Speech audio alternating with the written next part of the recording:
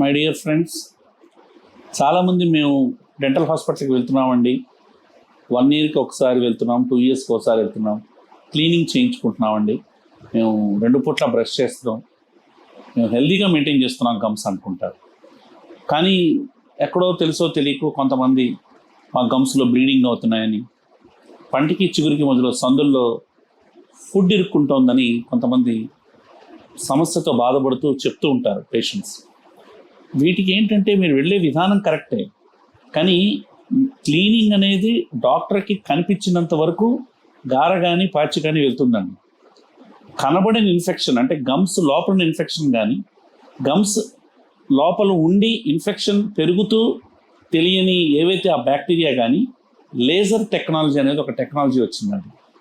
Laser టెక్నాలజీలో ఉన్న thing ఏంటంటే కన్సర్న్ స్పెషలిస్ట్, వాళ్ళని పెరిడాంటిస్ట్ అంటారు.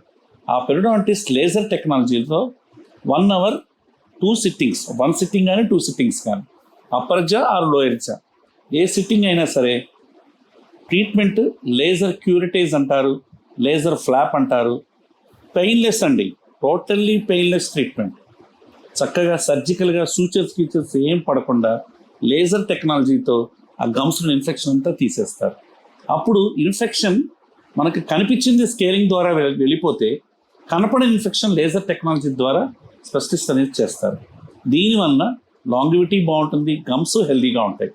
ఫైనల్గా మై డియర్ ఫ్రెండ్స్, ఒకటే గుర్తుపెట్టుకోండి, gums are the main pillars for the teeth, gums and bone. Gums హెల్దీగా ఉంటే ఇన్ఫెక్షన్ బోన్ కూడా హెల్దీగా ఉంటుంది.